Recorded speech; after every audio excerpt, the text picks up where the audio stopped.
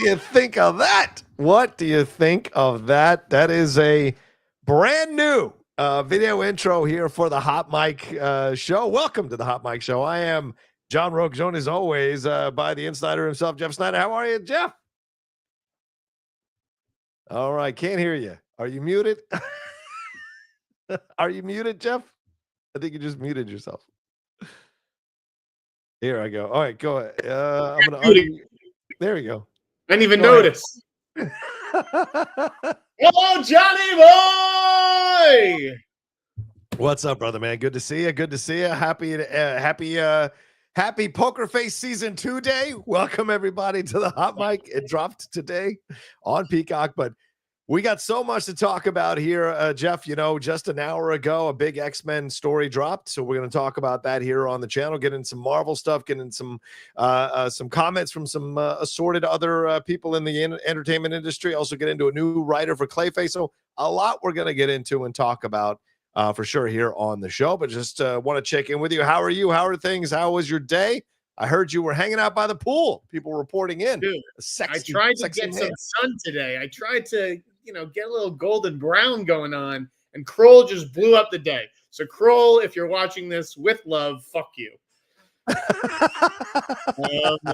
Yeah, I mean, obviously, a massive story that he broke the X-Men director, which we're going to get into in a second. But dude, all week I've been trying to write about the Trump tariffs, and it's like every hour, like another story, another angle, another this or that. And I'm just like, you know what? I got to wait a few days to for the dust to settle. And we're going to talk about that.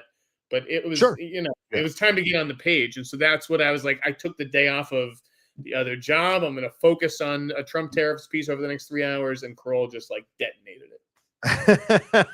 it. Yeah, for sure. We are going to talk about it here on the show as Jeff is previewing here for sure. And like you said, this thing is an ever evolving story. And even today, Deadline had interviews with 3 of the people involved with 2 of the people involved with trying to make this tariffs thing go down. And we'll go round and round about it for sure. Cause there's questions about it all around. So yeah, it's an evolving thing right now and how people are looking at it, but we're going to get into all that kind of stuff.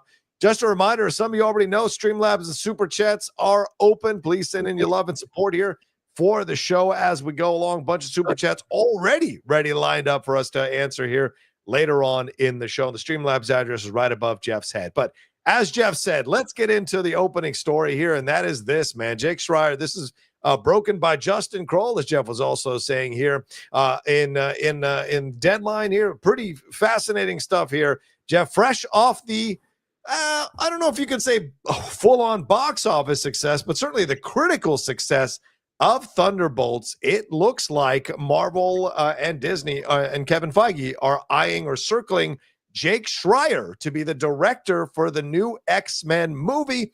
And there's so much involved with this, Jeff, because we just heard this past week that it was the Russo brothers who shot that post-credit scene for Jake Schreier's movie, The Thunderbolts.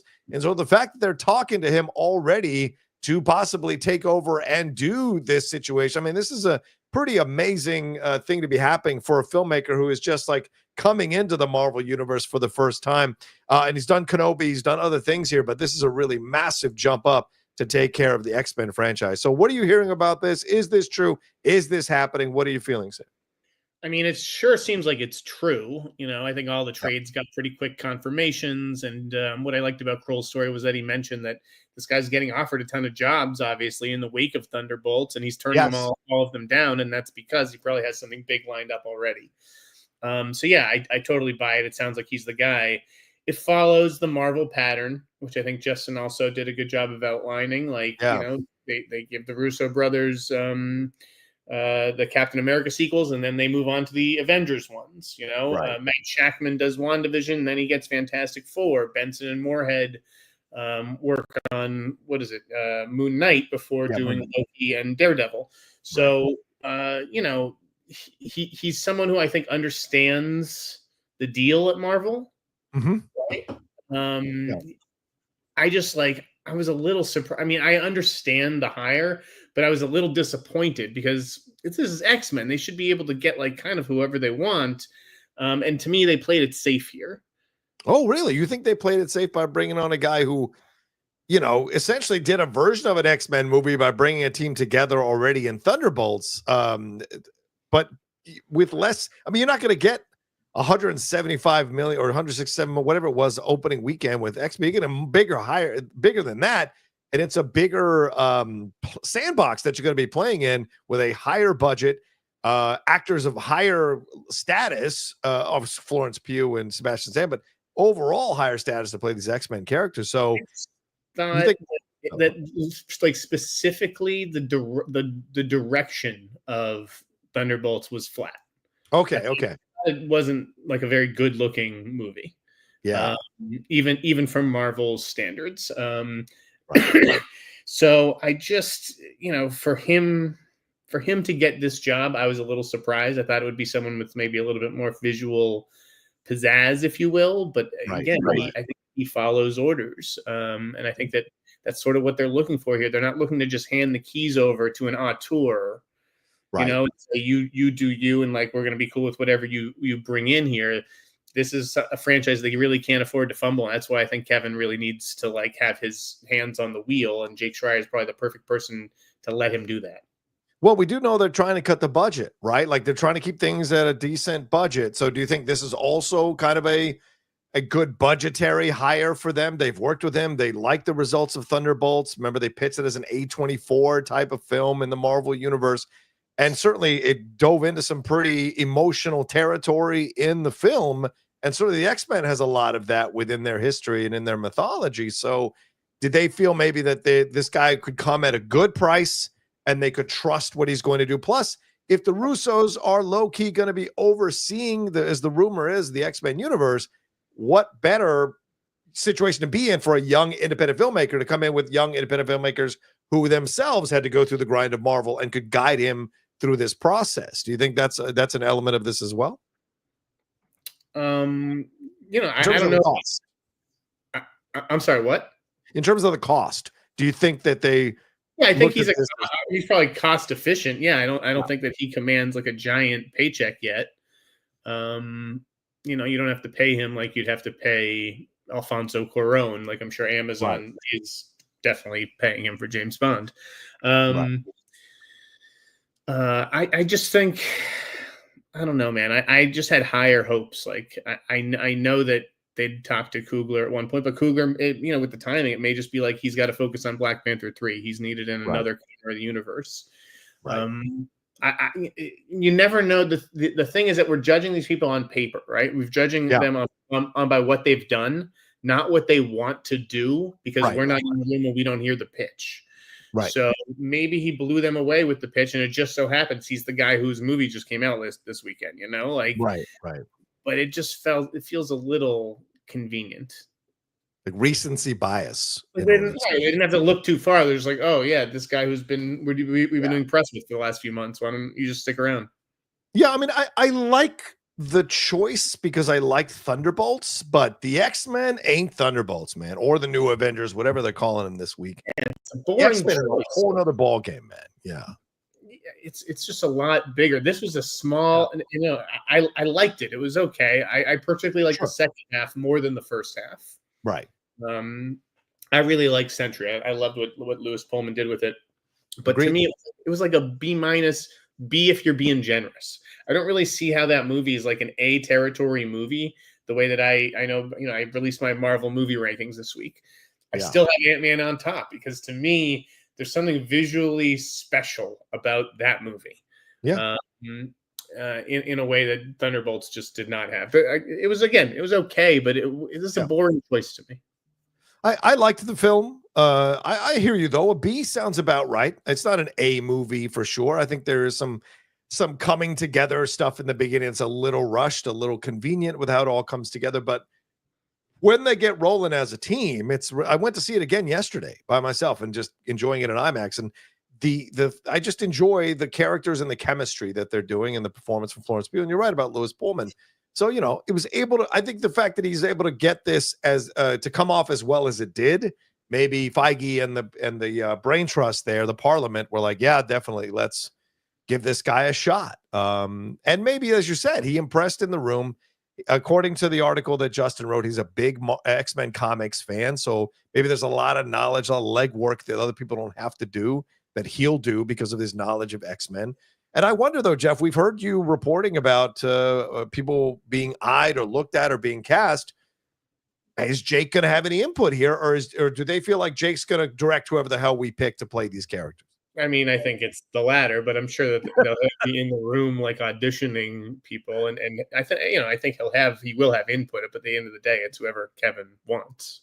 Yeah. And yeah, like I repeated a lot of the names that we've already sort of heard that have been linked to X-Men potentially. But there was a new one that I added today. Yes, I'm already blanking on it. Trinity Bliss. Okay. Trinity Bliss plays, which is a great name. Trinity Bliss plays Tuck in the Avatar movies. Oh yes. Okay. And so Disney's already familiar with her, and I heard her, being potentially in the mix for Jubilee. Oh, I could see that. Oh yeah, I could absolutely see that. She's got the right look and energy to play Jubilee. That'd be great. Yeah, and like you said, she's already we're about to enter the overdrive of X-Men rumors. So take everything with a grain of salt. Like I said, take that Avengers cast list from last week with a grain of salt. Right. Well, I mean, do you think this will happen? Do you think it'll be Jake Schreier? Does it feel like this is going to be the choice? I don't think that Marvel confirms for the trades. I don't think if they all do its story, if it's really that early and still up in the air, I think that it was confirmed by somebody, and that's why everybody posted. So now, do you think we'll start to hear, once this gets locked down, we'll start to hear some casting? We're like within the next 2 months. Do you think we'll start to hear the locking down of the cast? Yes, okay. I do. I think this, because you have to lock these people up. Yeah. If you want real stars like a Margaret Qualley potentially or whoever, they're going to get booked up quickly. So you need to have their schedules locked down. You need to know when you're going to shoot. We've said for a while that this movie is going to come hot on the heels of Avengers Secret Wars, right? Right. Yeah. Right after Secret Wars. Yeah, a few months after. Yeah, I would imagine it's going to start shooting like early next year. Now, I don't know what the deal is with Harris Dickinson and the Beatles. Obviously there's 4 movies. So how much is he going to be needed to be? Does he need to be there the whole time? Can they front load his schedule, back load it? I think that he's a name that they like, but we'll see. Right. Yeah. Well, we'll keep tabs on it. We'll see what happens.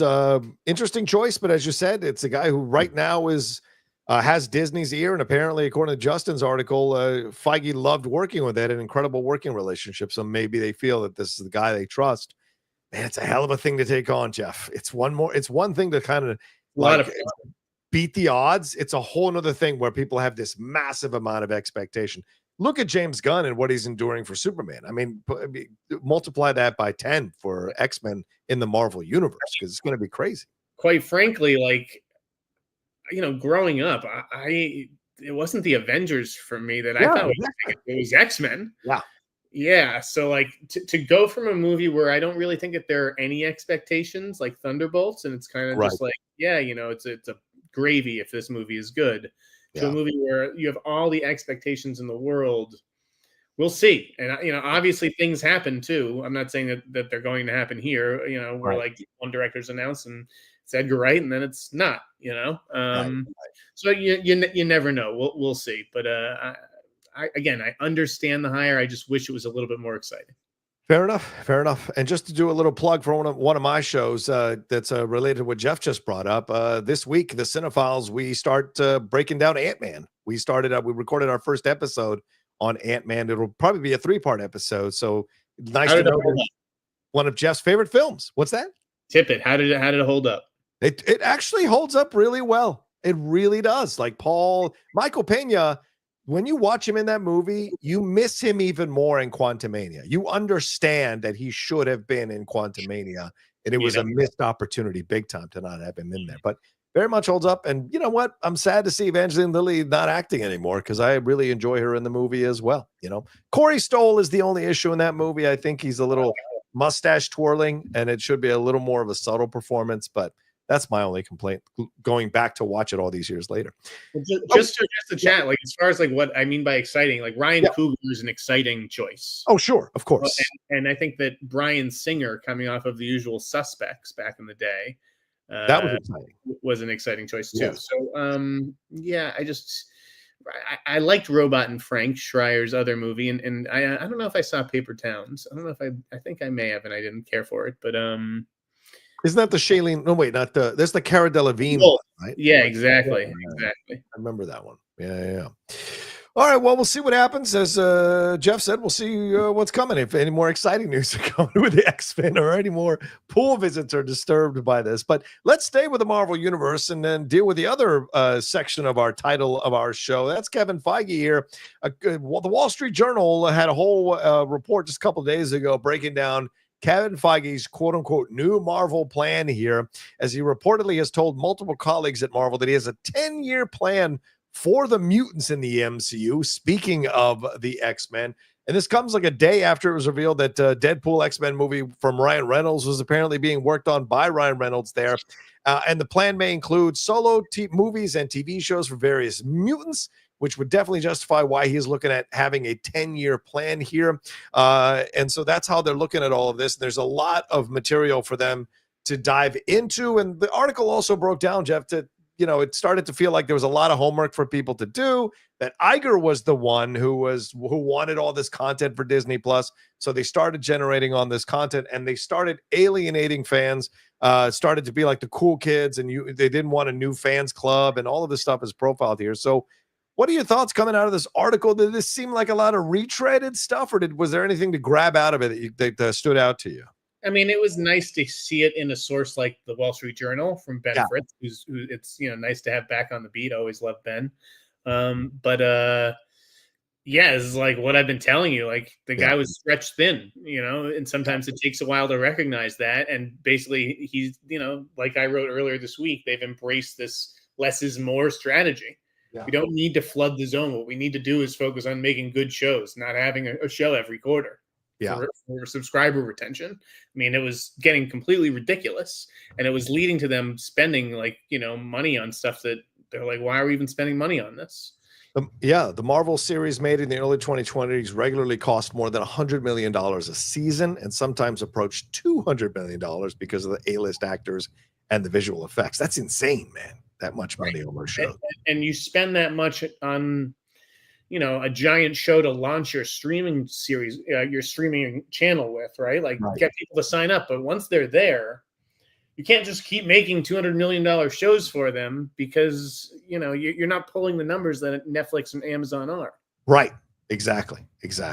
Well, what do you think about this 10-year plan with the mutants? This makes sense. Are they putting too many of their eggs in one basket? Like, what are your thoughts on this? Does this seem like it'd be cool, or are we repeating the same problems that we had before when they were doing all these TV series and movies and what have you? Because it seems like they're really going to focus on the mutants. Yeah, they just got 10 or 15 years. How long has it been? 17 years since? Yes, 17 since the first one. Yeah, 17, they basically just got 17, maybe even 18 or 19 by the time it's all said and done. Years. Right.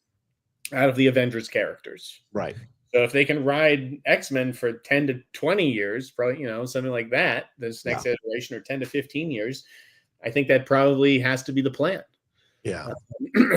And what actor doesn't want to be guaranteed like a decade of work too? That's a good point as well. Especially with AI coming around the corner. So, yeah. Stop depressing everybody. Stop.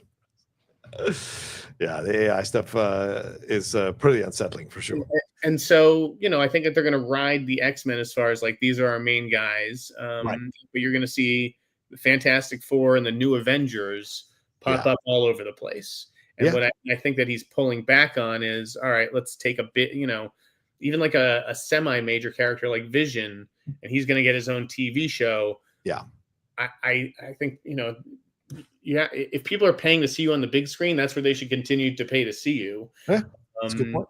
And you're going to see more and more shows like built around characters like Wonder Man, I think.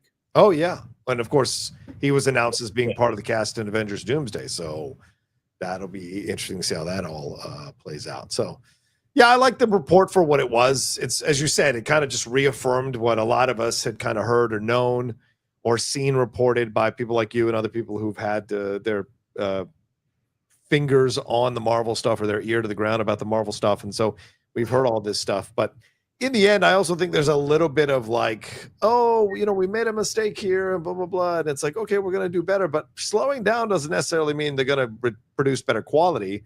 And I got to ask you this. I mean, Iger came out and said, this is the new, this Thunderbolts is the new way forward. And now this plan, I mean, Thunderbolts has been being worked on since 2014, but somehow this is the new approach to Marvel. This is an example of the new approach to Marvel. If Thunderbolts had sank like a stone, would Iger have said the same thing? This is an interesting decision by him to come out all in favor of this film the way he did. Plus, that's what these guys are supposed to do. You got a big movie opening this weekend. It's opening to not under expectations, right? Under expectations for a Marvel movie in the May slot. Sure. So, I mean, of course, everything is always the best. I mean, today, fucking Eli Roth announced he's making the scariest movie he's ever made. I mean, it's always the scariest, the best, most personal. And that is why you need people like John and I and other critics, if you will, to put things into perspective. That's what we are trying to do, to frame the conversation, because if not, things just run wild. It's crazy. Stop the hero worship. That's what we like to do, is to stop the hero worship. Respect, definitely. Hero worship, that's a whole nother ball game. Cut it out. What did you think, though, before we leave Marvel for now, Jeff, what do you think about this change PR-wise of them basically embracing the new Avengers name, even though that was the end point of Thunderbolts? Do you think this marketing campaign worked? Do you think this was a smart move? The numbers went up on a Tuesday jump here, box office wise. So what are your thoughts on the change? I mean, I think it's a little desperate. I had a feeling it was coming, just because it's like, if Avengers is in the title, people are going to go see it. Right. I mean, I even think that part of the Jake Schreier's directing X-Men right now, like that news has to come out right now. Like, is that going to get more people to show up to see Thunderbolts? Come see the movie that created this guy X-Men. Great point. Listen, I'm just so old that I am cynical like that, and that is how I'm thinking about these things. Like, this is like a marketing thing almost. Yeah, that's a great point. I didn't even think about it, that they would announce this news and do the new Avengers thing to kind of get people back in the theater to see it, both of them. We'll see. I don't think it's going to necessarily lead to a massive profit. The film is good. If anything's going to lead to a profit, it's word of mouth more than changing the name or announcing a director doing X-Men. It's word of mouth because people really enjoyed it and people really liked it. So I think that's going to. Well, the thing that I said in the review and I gave it credit for, is that I think a lot of people, unfortunately, can relate to the specter of depression and battling that villain themselves. And you were right as far as the mental health is the villain, or it's a movie about mental health and depression is the villain. And I thought that part of it was actually well executed. And that's why I said today in the Marvel piece, which you guys should all subscribe to the newsletter to read. Yeah, tell them, Jeff. What can they do? I don't know if you got a chance to read it, John, beforehand, but wouldn't surprise me if they brought in Thunderbolt scribe Joanna Callow to work on X-Men and do another draft of Michael Leslie's script, which I'd heard, they were like, we're not sure if we're going to end up using this one or not. We'll see. Yeah, well, I mean, what is it? Eric Pearson or Jeff Pearson? I think it's Eric Pearson. He wrote the original one, and then Joanna came in and made some changes there. She's going to come on and do the same thing with X-Men.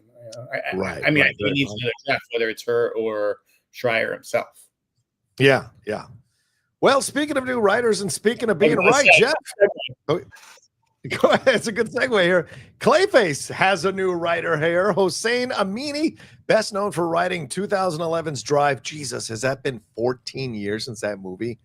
Fuck me. He has been tapped to rewrite CLAYFACE for DC Studios, according to the Wrap. Mike Flanagan, of course, wrote the previous draft of the script. James Watkins, who directed last year's remake of the Danish thriller Speak No Evil, is attached to direct here, and the film will be produced by Matt Reeves and Lynn Harris. So, Jeff, some people push back on your comments that this was a bit of a page one rewrite, but it certainly feels like you wouldn't get a guy like this unless you're doing a big rewrite. What are your thoughts? You hire Amini to redo the commas and the punctuation. Yeah. Like I just like, it's funny to me. Like, well, Jeff said it was a page 1 rewrite. They started on page 3. Page 1 and 2 were perfect. Stuff like that. It's like, is this really what you want to, go to war over? Like you said that it wasn't getting a rewrite from anybody, and not only is it getting a rewrite, it already got one. Yeah. Right. Yeah. He's done. He already turned it in. Yeah. So there you go. I think he's a good hire. I mean, I'm looking at a Drive poster 2 feet from my head right now. Dude, love that movie. Love that movie. And there's a simplicity to Drive as well. I mean, it's not a movie where people fucking monologue. You're still a little like unclear almost. I remember being a little unclear what the hell happened in the towards the end of the movie. Right. It was it's so fucking cool, and I think he's a cool hire. Not that Drive's the only thing he's ever written. Right.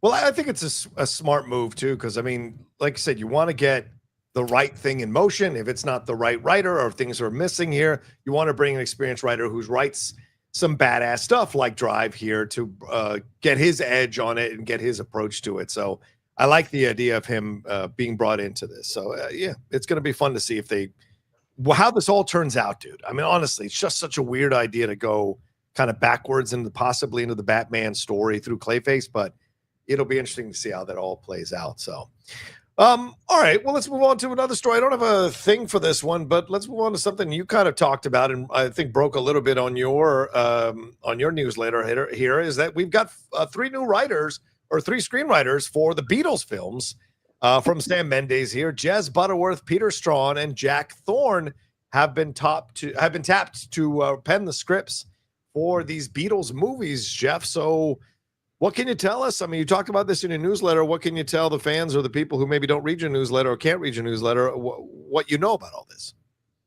Yeah, the Tariffs got my newsletter, guys. Sorry. I'll just tell you the whole story. Like, yeah, please. I want to hear it. I got a tip from someone that said I'd heard Jack Thorne maybe writing the new Bond movie. So I looked into that rumor. Okay. And it wasn't true, but it led me to find out he's actually working on the Beatles movie, right? Wow. So, it was like, and that's what you get, guys, when you pick up the phone. Yeah, it's true. Yes. Good things happen when you pick up the phone. Okay? So, anyways, I looked into it, but I couldn't discern whether like he was writing all 4 movies or part of a team, because we'd already heard Peter Straughan and Christy Wilson Cairns, or Cairns Wilson Cairns, I think. Sorry. Right. Now she's not part of the announcement. No, she isn't. I don't know what happened there. If they couldn't make her deal, if she changed her mind, it was a little curious to me why she wasn't included. But apparently it's just those 3 guys. And so, I'd already put out Peter, and then Justin added Jez Butterworth. Yeah. It's an interesting trio. I don't know if Mendes is also going to be writing one of the scripts himself. I don't know how it's all working as far as like the writing credits, but this is a very strong trio, and Jack Thorne coming off of Adolescence, that's a big get, I thought, for this project. I feel like maybe one of them is writing both the John Lennon and the Paul McCartney story. Like that, they're going to write both the John Lennon film and the Paul McCartney film, because obviously they're going to intertwine in ways that maybe George Harrison and Ringo don't. So you can have a singular writer for the Ringo movie, a singular writer for the George Harrison movie, but with Paul and John, maybe it's smart to have the same guy writing both of them because of how they're going to intertwine in their careers during the Beatles and then after, right? And so just to give a little background on some of these, on the writers here, Jez Butterworth, his recent screenwriting credits include James Mangold's Ford vs. Ferrari and the Indiana Jones movie, Dial of Destiny, along with Spectre, Black Mass, and Edge of Tomorrow. Black Mass saw that again 3 or 4 weeks ago. God damn, that's a good movie. He's also an award-winning playwright who wrote The Ferryman, which won the Tony for the best play. Most recently, The Hills of California, which received 7 Tony nominations. Both were directed by Sam Mendes. So kind of helps to have the guy there. And Straughan most recently won the Oscar for his screenplay for Berger's Conclave, which we just finished a conclave today. Congratulations to the new Pope from Chicago. He previously co-wrote Tinker Tailor Soldier Spy, and his other films include Our Brandis Crisis and Frank. So that's an interesting collection of talent there. And Thorne is a BAFTA and Tony-winning screenwriter, as Jeff mentioned. Adolescence, the Enola Holmes, The Swimmers, The Aeronauts, which is up there for people to watch, I think, on Hulu, His Dark Materials, and other stuff as well. So a good, strong collection of writers, Jeff. This is not people who they're just like, hey, we're going to give you your first shot, or, hey, you've written some stuff that's okay. Like, these are very, very strong writers they're bringing in to write these screenplays. So again, it's another symbol of the fact that they are, or example of the fact that they are approaching this with a higher mindset to bring the Beatles films to life here, like an artistic mindset, so to speak. Yeah, I mean, they're calling it a cinematic event right in the title, right? Yeah. It's the Beatles a fourth cinematic event or whatever, which is a bold choice. I mean, but I love just like that this is it may be an expensive experiment, but I like that they're trying something new with this. And they're trying a new distribution model, almost like a TV show. Like, come out to the theater and see a new chapter of this story each week for 1 month. Yeah. So, yeah, that's going to be interesting. All right. Well, let's move on to, I guess we should talk about this, Jeff. Let's get into a little bit of some meaty conversations here. Oh, I think I know what you're going for.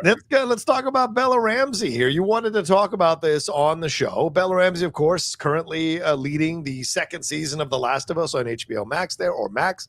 Bella Ramsey appeared on the latest episode of the Louis Theroux podcast and defended having gendered categories at award shows. And what that means is best actress, best actor, etc. In recent years, ceremonies such as the Gotham Awards and the Spirit Awards have done away with separate best actress and actor categories in favor of gender-neutral lead and supporting ones.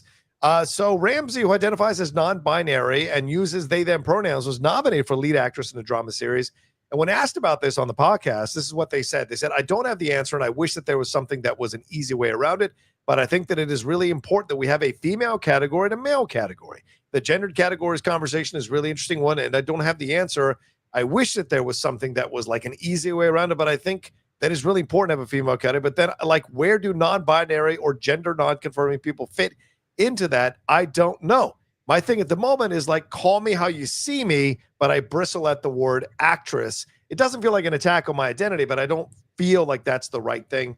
And so she also said that she doesn't want female representation to be, or female advances to be kind of put away if we go to gender neutral categories. So you wanted to talk about this, Jeff. Please take it away. What do you think? I just thought it was interesting because Bella Ramsey is exactly the type of person, who's non-binary or whatever, who, you would expect would say, let's do away with the gendered categories. Right. And I like that they argued just for like the traditions, right? It's not so much about like sexuality as it is just like or gender. It's about tradition. Okay, this is the way things have been, and this is the way I kind of want them to be. And I'm sorry if that makes me an old white guy. But yeah, I want best actor and I want best actress, and I don't think it behooves anybody to just do one best actor performance, which is, it's totally fine if female actors want to be called actors instead of actresses. I think that's totally fine, whether you're not binary or not. Right. But there's just suspicion, right? Like whether if there's 10 slots and 8 of them go to men, then it's going to be like, women are getting the short end of the stick. And if women get 8 of the 10 slots, it's like, oh, well, they only got 8 because, they're women. And it doesn't serve any purpose, really. And it was nice to hear Bella sort of say, let's keep these the way they are. And also say, I don't have the answers. I don't know. Right. Well, that's what we're in I think we're in a transition place, to use that term, in a lot of ways right now, because I think there is absolute validity if you're a transgender actor and you don't identify with either gender, and you have a right to be like, I don't identify with either. Where do I fit? Right. Bella is the exception to that, I think, in a lot of ways, because Bella's quite clearly going, you know what? I'm fine being in the actress category, even though she said in the interview that she hasn't felt feminine in a while, so that's like kind of thing. She's much more, lean much more towards the male side of things, the boy side of things. And so that's understandable. But like, what do we do when we get into a situation with someone like, say Hunter Schafer is up for a big award or up for an Oscar or delivers an incredible performance? Hunter has been very clear that they were upset by the recent policies that were enacted, and their passport was changed to put their biological sex that they were when they were born. But what do you do when that's not something that you feel you gravitate to? Does the person have a choice to go one or the other, and does that move someone out who could have been in that category? Now they're moved out. Is that okay? I mean, I would hate to see gender used like that, right? As like a campaign weapon, like when there's category fraud. Yeah. You know, like, oh, well, it'd be easier for me to get a Best Actor nomination, so I'm going to be, I want to be considered with the men this year, and then change it back the next year if, like, the Best Actress category is weaker. That would be pretty problematic, I think. Yeah. But I think that if someone, sticks, not that they have to stick to one identity, but like, I think it's pretty clear Hunter Schafer identifies as a woman, right? Yeah. I mean, but I'm throwing out like people who could be, you know what I'm saying, at some point, and just make the change. Who don't want to be acknowledged as either one. I know you're saying. Right. But I don't know that you can create an entire category that we vote on every year. Right. Name 3 or 4 or 5 actresses. Not that there are only 3 or 4 or 5 actresses that identify like that, but there'd probably only be a handful getting booked. Yeah. Great. Thanks for the correction, Jai. Hunter is a binary trans woman. Lev and Bella are non-binary. Thank you, Jai. I appreciate that. I think the actor who plays in House of the Dragon, I think they are non-binary as well. I think so. And please correct me if I'm wrong on that. But those are those things where you look at, well, where do they go? Where do they identify? Are they asked ahead of time? Maybe that's the answer. You're asked ahead of time. We're going to submit you. What category do you want to be submitted in? And what do you want to be seen as Best Actor or Best Actress? Just know whatever one you choose, this is where we're putting you. So are you okay with that? So maybe that's more the answer. I didn't argue for like a third category. Yeah. And I think that is the right call. I don't think that there should be a third category. I agree. There shouldn't. At this point, we're not at that level where you would need one. I mean, we can barely get stunts into the Oscars, Jeff, for casting, and that took years. So, I mean, the idea of creating a third category, I think you'd have to have an overwhelming amount of performances in order to achieve that. I mean, look how many people have called. You have to, this has to be your gender identity. This is just for the purposes of this award show. Right. Exactly. That's the other thing. And that's why I really identified with Hunter Schafer when that happened with her passport. And it had an M on it. Like, to me, that's fucked up. Because she did go through the proper legal means to have that changed and everything, I believe. Right. Yeah, exactly. But yeah, trans rights are like my number one thing, I think. Well, I think it's terrible how we, treat trans people in this country. I agree. 1,000%. I agree, brother. And I wish more people understood that and saw that instead of getting caught up in those stupid culture wars about this stuff, because it's really, we're human beings. We're all human beings, and we all have a right to identify ourselves as we see fit. It's just ridiculous to see that kind of stuff. But anyway, impressive that Bella, though, at such a young age, can speak to this issue so eloquently. Yeah. Look, they're the crop of the new actors, Jeff. They're all much more on top of stuff than the actors were before. So, I mean, like, Storm Reed is another one. Storm Reed is an amazing actress who knows exactly what she's talking about when she's jumping into social issues like this and whatever. And I like that Bella said, I don't know what the answer is. It wasn't a big grandstanding moment. It was like, I don't know what the answer is, but this is where I see myself. So, let's move on a little more Marvel news here, Jeff. What do you think of this? This just dropped that Spider-Man Brand New Day has cast Liza Colón-Zayas from The Bear. David Zayas is her husband there, and who is also on The Bear occasionally, but on one of your favorite shows in Dexter. She has closed a deal to join Spider-Man Brand New Day the 4th installment in the Spidey saga. I look at her. She's a Puerto Rican actress of Puerto Rican descent. Grew up in the Bronx. Rio Morales, I think from Brooklyn, but Puerto Rican descent. Miles Morales' mom. Am I making too much of a leap to think this could be the Loki introduction of Miles Morales in the Spider-Man universe here in the MCU? What are your thoughts? I have no idea who she's playing. I haven't heard a peep, but to me, that makes a lot of sense. Yeah. I do think that is, eventually coming, a live action Miles Morales. And right.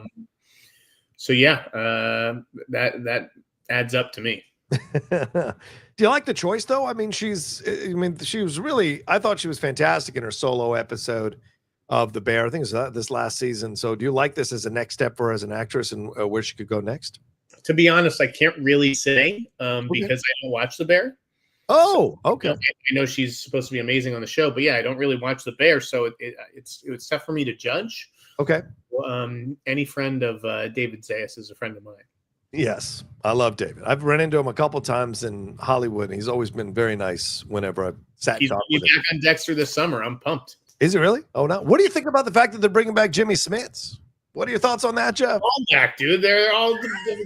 That's when the show is like fucking cruising, man. Are they all in his mind? Like, what is the logic here? Because we know what happened to Jimmy Smits. Yes, I think he'll be visited by the ghosts of serial killers past. This is the Christmas special. I don't see how you don't watch The Bear. That is like so your show, Jeff. I don't understand it. Understand it. I've seen a couple episodes. It's not my show. Really? Oh my God.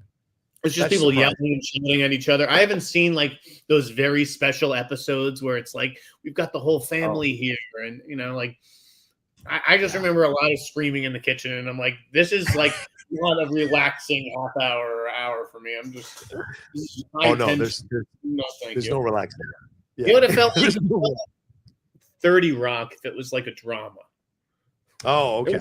Boom, boom. It just like kept hitting you, and I'm like, this is relentless. No. Yeah.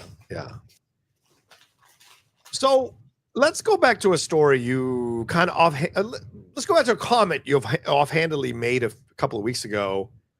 And this is a story I'm getting from World of Real, Jordan over there. There's a worrying update in this week's Production Weekly as if things couldn't get any worse for this project. First, the good news, the Batman Part 2 is now aiming for a March 2026 shoot in London. But Matt Reeves is no longer attached as director, according to what they're seeing in the Production Weekly, only credited as the screenwriter. So, Jeff, are you sitting on a story on Matt Reeves that you're not letting us know about? Or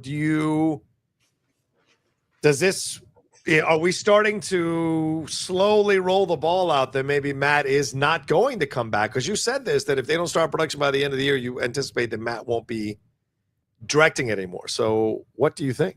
Well, that's the thing. It's like, this is what I don't understand about Production Weekly, and God bless them, because it's so hard to keep track of all these productions, right? And they're getting so many submissions and all this. I used to run the production charts at Variety. Like, I know. Oh, wow. Is somebody actually submitting them this listing? Like, who at Warner Brothers is actually writing this down and submitting it to Production Weekly, which it knows the media, reads, and it's like, yeah, here's who's in the movie. Let's just give everything away. Paul Dano's back and Colin Farrell's back, and like, I feel like Production Weekly just pieces this together and makes you think it's official, so you'll subscribe to them. So I don't think that this is. I don't think it's real. I don't think that he's off the movie. I think that the trades would have said something if he was off the movie. Okay. But at the same time, it was a weird update. I don't know if he did that just because it was like, I've confirmed that production is in March, and since Jeff said a month ago that if it doesn't start by December, then he's off. Like, I'm going to say he's off. I have no idea how it works. I do like the guy who runs Production Weekly. Right. I'm not trying to slag him or anything, but I put that out there knowing exactly what I was doing. Right. Trolling the internet, and everyone had a fucking meltdown. Like, well, did anybody pick up the phone and call Warner Brothers? I didn't. Like, I'll just be honest. I didn't call Warner Brothers. I haven't called DC, but I'm also the one who's just like, here's this listing. What do you guys think of this? This is a little weird. Yeah. All right. So we'll see what happens. Well, it's kind of an interesting situation. I mean, I do think that there's enough evidence out there if you were to like add up every, if you had the world's greatest detective like that. Yeah. I think the signs that I'm getting is that the next Batman movie won't be the Batman 2. Oh, like the next time you see Batman, it'll be in like a World's Finest movie or something. From James Gunn. Like that is probably what he is working on right now. The script he's writing. If he's not writing a direct sequel to Superman, then it's got to be something that incorporates Superman and Batman, because Warner Brothers and DC need that character back on the big screen. And it doesn't mean, hey, we're going to bring in someone else to direct the Batman Part 2. Maybe they're just going to wait. Maybe they're just going to kick that can down the road and say, instead of 5 years after the original, it's going to be 7 or 8 years after the original. But in the meantime, we need to get Batman back on the big screen, and we're going to let James Gunn do it. That'd be interesting. Yeah, because I mean, you've said and a lot of people said the World's Finest is something he's been focusing on and looking at, and that's Batman and Superman coming together. But again, it would seem like they're repeating the same patterns that Zack Snyder did, where you release a Superman movie and then you don't have a Batman thing going, so you shove them together into a film, and it could be dangerous all over again, just in a different year. I mean, just throwing it out there. Rile up the internet again with what I've heard about Superman, so I'm not even going to go there. But who knows what the hell they do? Who knows? Yeah. All right, let's move on to this other story. Here, let's talk about this story, Jeff. You talked about this. This Elden Ring situation that Alex Garland, is you've confirmed that Garland is in talks to close a deal to direct what could be the most expensive movie A24 has ever produced. Nexus Point News posted that initially, then took the scoop down, but you're saying this is really happening, that he is doing an Elden Ring adaptation for A24. So what more can you say on this, Jeff? Where's your reporting at on this right now? What's your feeling on this? I mean, I think Nexus was right. So I don't understand why they took it down. Now, I'm not privy to the conversation that they had with either Alex's reps or the video game company or A24 or whoever they spoke to. But obviously someone encouraged them to take that story down. But when, I think I reached out to people to see if it was true, and they're like, yeah, it is. So beats me. Obviously, this would be a very expensive movie, like out of step, what A24 typically produces. Right. But they're gearing up, whether they're going to say it or not. I think that they're stockpiling things in anticipation of some kind of sale, just like MGM did before it got bought by Amazon. So I think that if A24 can get its hands on these rights to like potential big video game movies, they don't have to make them. Yeah. There's unless that's in the deal and they're under some obligation or, on a ticking clock, they can just hang on to those rights, and then they look a lot more attractive to a big studio on paper, because they're like, okay, we're going to get this video game franchise that A24 is smart to get ahead of. Maybe it's the next Minecraft. Who knows? Well, I mean, Death Stranding is something they're working on already, which is a pretty popular video game franchise. And now you add Elden Ring, which is a massive video game franchise. It's an interesting situation because you have to start asking these questions again, just like we did with that. Can't remember the name of that production company that bought the WB animated stuff. Like, where are they getting this money? Civil War was $50 million. Their Marty Supreme that's coming out is rumored to be $60 million, but like Elden Ring is going to be 2 or 3 times that amount, if not more. So it would be shocking to see that they're getting into the blockbuster game, because this if it's not a sale, then it's clearly a complete and utter ideology change, kind of akin to what we saw with Prime Video when Amazon Prime was initially doing a lot of artistic stuff, then let go of some of their people at the top, brought in new people because they wanted to get into bigger, more popular, mainstream populist fare. Could that be happening at A24 instead of the sale, or do you think it's pretty much the sale that this seems to be indicating here? No, I think it's both. I mean, I think A24 wants to make different kinds of movies than it maybe was known for making. smaller art house films that may be really good and really artistic and win awards, but at the end of the day, don't pay the bills, right? And that's why people are really in this business. Let's face it, it's for the money. Right. As much as they want to say it's to make great art, if they said you're going to make great art, you're not going to make any money, I wonder how many people would stick around to make the great art. That's fair. Yeah. So yeah, they are trying to be more commercial and more ambitious, and you do need IP for something like that because it's tough to just crank out like a string of original movies that gross $100 million. Not every movie can be Sinners. Right. You need to rely on IP and pre-existing fan bases. So yeah, they're making a play for that stuff, and I think they're doing some very interesting things. I think they've shown they have good taste, right? And they've also shown that they can market to the next generation, which I think is also really important. They can reach young people in a way that some studios still struggle to. Yeah, that's a fair point. All right, let's move on to another interesting section that Jeff wanted to talk about, and that's this J.K. Rowling news here. J.K. Rowling, who of course wrote the Harry Potter books, said in a new post on X that she does not have the power to fire Paapa Essiedu from HBO's Harry Potter series. The actor recently signed an open letter condemning the UK Supreme Court for ruling that transgender women are not legally considered women and transgender men are not legally considered men. When news broke, Essiedu signed an open letter in support of the trans community. So did Bridgerton star and Dairy Girl star Nicola Coughlan and Bella Ramsey, who we just spoke about here a couple of stories ago. She said in her tweet to J.K. Rowling, "I don't have the power to sack an actor from the series, and I wouldn't exercise it if I did. I don't believe in taking away people's jobs or livelihoods because they hold legally protected beliefs that differ from mine." So she has no problem bashing John Oliver. She has no problem ridiculing Pedro Pascal and claiming she doesn't know who he is. But she says she would never fire someone for having different political point of view. So, Jeff, you wanted to talk about this. Why? Talk to me. No, I mean, listen, did she call for John Oliver to lose his job? No.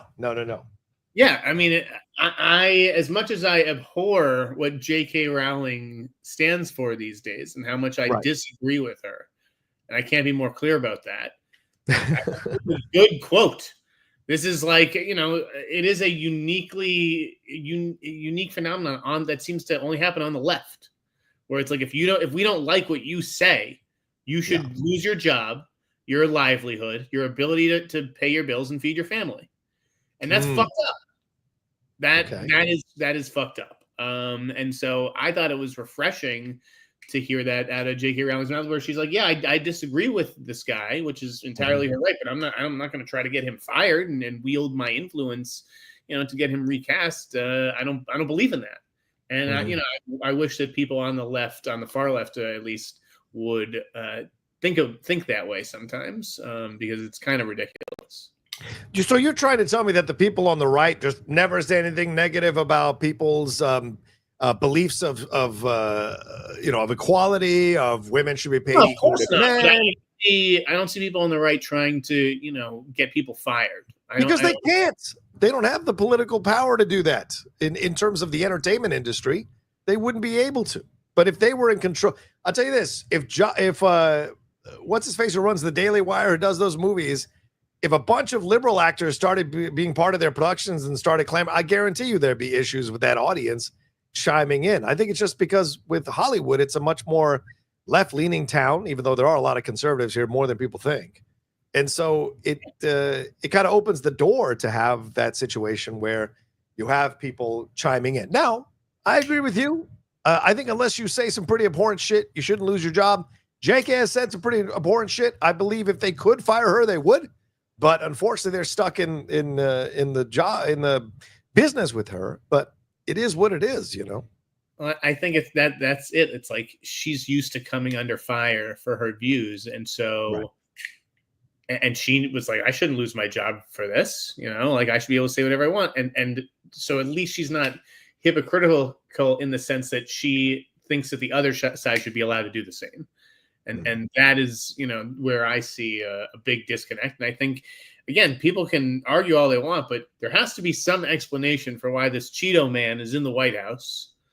Okay? Yeah. And it's because the left is frankly off-putting. When it's just too militant, and That is not the way of America. The majority of America. I mean, you say militant, and you look at what's going on in the White House. I mean, nothing's more militant than what they're doing, and it's pretty unsettling. I mean, what's going on in the White House is like a totally different thing than like, you know, I think even Trump's supporters and people who voted for him at least a few months ago are like, what the fuck is this guy doing? Yeah, I agree. Yes, they are. You know, like, that's their own fault. I mean, they should have seen some of this coming. They should have known, his buddies are going to get bailed out, and tax tips and all that kind of stuff. And you're the one who's going to be left holding the bag. But right. And speaking of Trump, let's jump into this story, man. Let's go into the Trump movie tarot. Sorry, we're all, as Jeff said, he's going to write a whole piece on this. So we're going to talk about as much as we can, but I'm sure Jeff is still formulating his opinions on this. But John Voight, remember him? Yeah, neither do I. But John Voight, apparently, with a couple other people, proposed to Trump meeting in Mar-a-Lago here, this Make Hollywood Great Again proposal. Voight's proposal calls for the use of tariffs in, quote, certain limited circumstances. He wanted to have a mix of tax incentives, tariffs, co-productions, and a proposal to bring back the famed FinCEN arrangement of the 1990s, but mainly the establishment of federal incentives for production and post-production infrastructure subsidies for theater owners and co-production treaties with foreign countries. Basically, you saw Trump tweet this out that he wanted to impose tariffs on movies, on productions that were going to shoot overseas, on overseas movies coming into the country. Now, we do know that runaway productions or productions that are going overseas, we do know that that's a big problem in Hollywood as the costs of stuff has gone up. But as more and more people look at these proposals and look at these possibilities, they see that it's actually going to lead to more money. It's going to cost productions more money to implement these kinds of things, and that there's no real legal way to do this on a movie, because a movie is not a car. It's, and then you have Trump calling some of these movies like a threat to national security, which is really, what are you, a screaming 5-year-old? Like, it's just nonsense, the kind of description here. But Jeff, some people are saying this is an important conversation to have, and that at least the president is trying to do something, although I don't trust a damn thing he does. But please tell me what you think about all of this. Again, I don't think this guy understands what he's even saying. I think he just that's a great point. Yes. I think he just likes to hear himself talk. Yes. He likes to be the hero. He likes to create a problem and then be the one to come in and save the day. 100%. He wants to save the industry, from itself, if you will. I mean, the runaway production thing has gotten out of hand. Yeah. And Hollywood has, as Matt Bellany wrote in his newsletter, and I did write 1,300 words on the tariffs thing. By the way. Wow. God damn, dude. Okay. Bellany, said, I lost my fucking train of thought. Oh. Fuck. Tariffs. I just totally blanked on where it was going. I'm glad I've got it right. He said he likes to hear himself talk. Tariffs. Yes. Doesn't understand what he's saying. Right. No. Hollywood's right. It's a union town, and the union people of this industry have been betrayed. Right. Like Hollywood was built on the backs of below the line workers, and then they've just let the below the line workers sit here unemployed in Los Angeles while they go overseas and make movies in Croatia or wherever. So I agreed with what Bellany was getting at there, where the town has turned its back on its own in the name of profits. Now, there are elements of the tariffs plan that work. The problem is it doesn't need to be a tariffs plan. What it needs to be, like John Voight is proposing, a 10 or 20% federal tax, credit for movies, right? Okay, well, why can't we have that without needing to tariff movies that come in? Or is that where the money would come from? Like, why can't the federal government just subsidize local, filmmaking in order to create more local jobs? That seems to me like the way to go. So why does it need to go hand in hand? So there are good elements of this, but it's also, the headline tonight is like the good, the bad, the ugly, and the stupid. Yeah. There are huge questions in terms of like, well, who's going to decide what could have been shot in the United States and instead, had to shoot overseas for creative reasons? Who's going to be in charge of that? It's basically like Civil War out there, John, where they're like, well, what kind of American are you? Are you American? Right. We're going to have an American film are you? Right. We have an American cultural test like that your movie basically like has to pass or whatever. I mean, it's fucking bizarre. I don't think that Trump understands that film is like a global community. The other thing is he keeps talking about film and movies and films, and there's no mention of television. So is this applied to television, or is this just for movies? I don't really think that this guy really considered everything that he's saying and what it means for international trade, for financial models around the world, all kinds of things.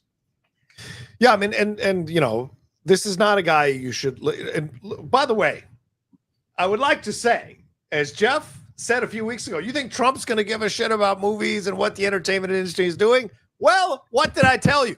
He wants to control everything, and he wants his fingers in everything, just like I told you he would.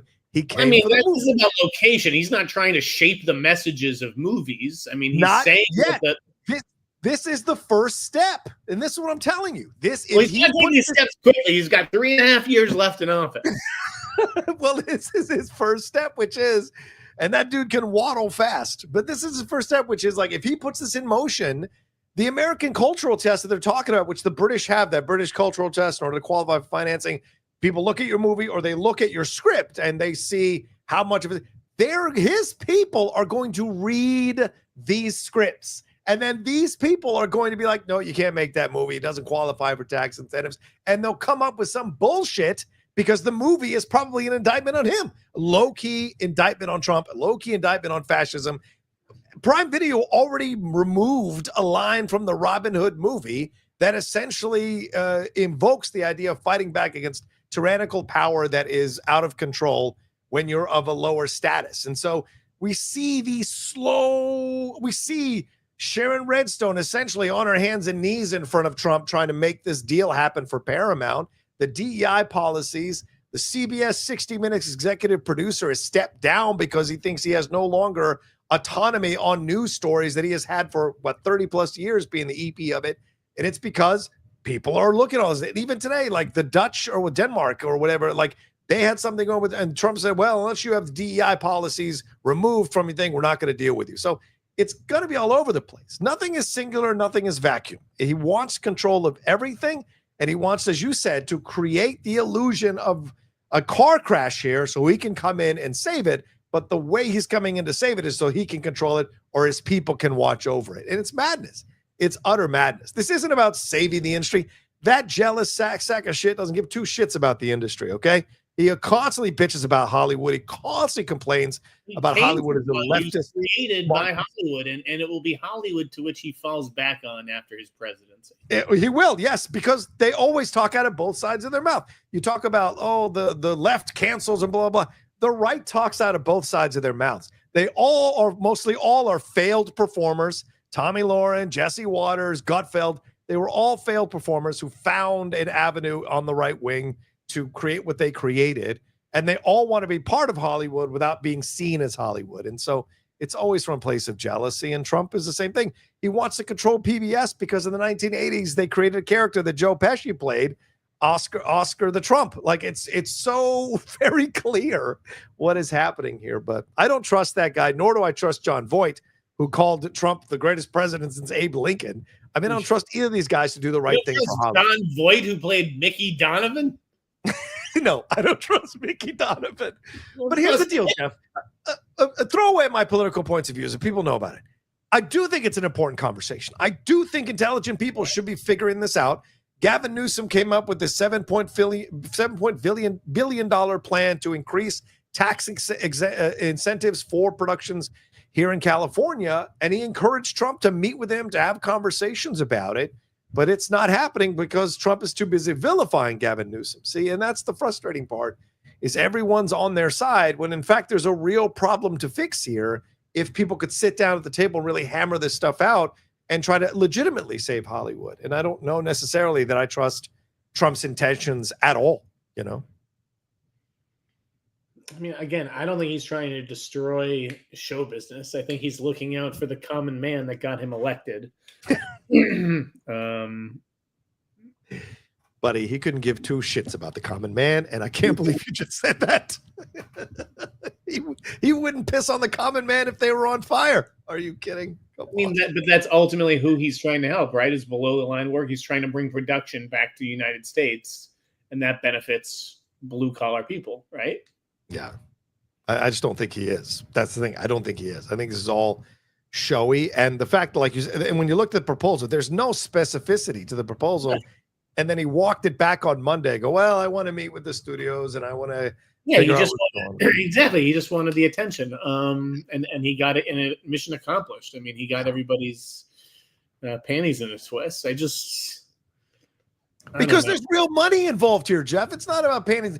No, it's not about panties in a twist. I mean, there are real film companies in other countries that could go under if this stuff actually went forward, which is why they were rattled by this announcement, because the president of America wields a lot of financial power, and even some of the shares, Netflix, but everyone loves to be like, oh no, the sky is falling in Hollywood. I don't think that's the case with these tariffs. Like, Hollywood will adapt. They will just have to account for a new line item in the budget. Like, I just don't understand. It'll never happen. It'll never happen. There's too many legal hurdles. What? Then who cares? Yeah, fair point. Fair point. You know. All right, let's move on to some trailers here, Jeff. What did you see this week? Did you get to see Highest to Lowest? Did you see some what's the one with Margaret Qualley, the Ethan Cohen one? Did you get to see some of these trailers this week? I watched so many trailers. Yeah. What was it? Honey Don't looked bad to me. That does not look good. I agree. I wasn't a fan of Drive Away Dolls. Yeah. I don't like this one either. I don't like this lesbian B-movie trilogy that you've left your brother to make with your wife. I don't like any of it. So hopefully those guys will get back to work together again soon. Do you think Joel is do you think now Joel is like the better director? I mean, I've seen so much that this proves that all along, this movie that I haven't seen proves that all along Joel was the brains behind the Coen brothers. Let's not go that far. Like, I haven't seen any of that. But okay. I think that movie wasn't any great shakes either. So, but you didn't think Macbeth was a good movie? What are you, insane? I thought it was lensed beautifully. It looked gorgeous, and obviously had good performances at Denzel. But I've seen other cooler interpretations of Shakespeare, whether that's Scotland, PA, with Chris Walken and Maura Tierney, or fucking was it Mekhi Phifer? Mekhi Phifer, yeah, playing. Like those to me are really interesting adaptations of the work. Tragedy and Macbeth. I don't know, felt like fucking Macbeth. It's too artsy for you. What about The Long Walk? I thought that trailer was fucking excellent. What'd you think of that? Yeah, that looks great. I'm pumped for that. As a great young cast, Mark Hamill looks fucking terrifying. Yeah. I love movies where there's like a winner. Right. Yeah. It's a big ass competition, and there's only going to be one left standing at the end, or walking in this case. Right. Bring it on. I thought Echo Valley looked good. What do you think of that? Sydney Sweeney, Julianne Moore. Any thoughts on that? I don't know if I'd watched the full trailer for that. Okay. So I'll leave that one be, but I don't have high hopes for that. I don't have high expectations. What about Highest to Lowest, which is Spike Lee's adaptation of High and Low, Kurosawa's High and Low? What do you think of that? It's a completely different approach to that movie. What'd you think? It looked cool. I mean, I'm looking forward to that joint. And seeing what, if A$AP Rocky is any good as a dramatic actor. Oh, yeah. Yeah. Denzel, Jeffrey Wright, Spike Lee, a fucking Kurosawa. It's a loose interpretation of High and Low, which is a great movie. It's an underrated movie. I agree. I'm excited for this. Yeah, and Denzel being a much more active part than Toshiro Mifune was in the High and Low of Kurosawa's direction. So interesting choice to make him a much more active participant in the situation. What about this other? So you didn't like Honey Don't? I thought that looked ridiculous as well. And God, I love Chris Evans as a person, but man, what about the Squid Game season 3 trailer? Did you get a chance to see that teaser? Are you a Squid Game person? I am a Squid Game person. I watched the teaser. It wasn't didn't give you a lot. Yeah, I mean, I'm fucking there for it. I can't wait for Squid Game, the finale and everything. But I don't think It wasn't anything special to me. It's exactly what I. Did you get a chance to watch The Conjuring: Last Rites? Are you a Conjuring person? I think we saw it at CinemaCon. I'm not a big Conjuring person. I thought the first movie was okay, but I didn't really care for the sequels. Don't love that world. The movie that I really liked, the trailer that I liked, I should say, this week was Dangerous Animals, the Jai Courtney movie where he's the boat. Yeah, I mean, I was surprised. I think that looks great. Yeah, that looked good. Jai is someone that I've enjoyed, and he always pops up in some interesting projects, man. So that one looked very intense for sure. Did you see for Department Q? Is that the Matthew Good one? Yes. Yes, I did see that one last night, just randomly there on YouTube. That looks excellent. It's good. Who's the other one there in there? Who's the female actress in there with him? I forget right now. I'm blanking. Kelly McDonald is in it. Right, Kelly McDonald. That's it. Yeah. Smaller. I like a Matthew Good with a beard. I like a Matthew Good with a little bit of danger to him. I kind of enjoy that for sure. Didn't see the Jeffrey's fucking screaming about GTA 6. I didn't watch the GTA 6 trailer.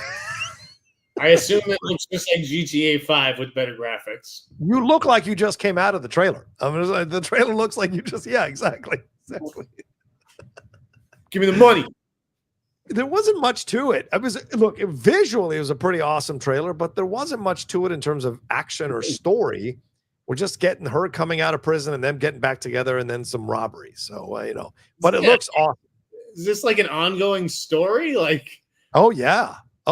There's like a whole, yes. Dude, all I used to do with GTA is ride around running people over and beating up prostitutes. That's what you're supposed to do in GTA. Yeah.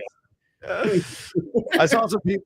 What's funny? I saw some people comment on Twitter under the trailer, like, "If this is an anti-cop game, I'm not going to buy it." I was like, "Where the fuck have you been for the first 5 iterations of this game?" I killed millions of cops in that game as a teenager, but I have not played GTA in ages. Again, if I'm playing a video game, it's probably NBA Jam or Super Mario 64. Yeah, ditto. I play my FIFA game. All right, let's move on to these questions, Jeff. We're an hour and 10 minutes into the show. Let's get to these questions. We got 30 of them, so let's roll through these. Jeff, Max Law says, if Jeff subscribed to Production Weekly, and would he recommend it to people who want insider information outside of his newsletter? Well, we kind of touched on that, Jeff. So would you recommend people to subscribe to Production Weekly?